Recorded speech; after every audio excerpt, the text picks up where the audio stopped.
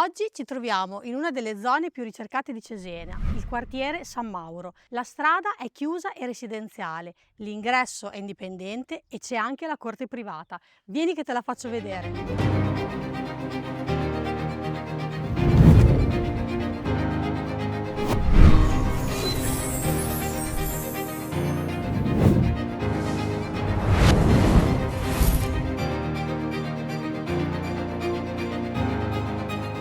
L'appartamento è già pronto da vivere, si sviluppa su 2 livelli e al piano primo potrai trovare questo bellissimo terrazzo dove godere della tranquillità della zona.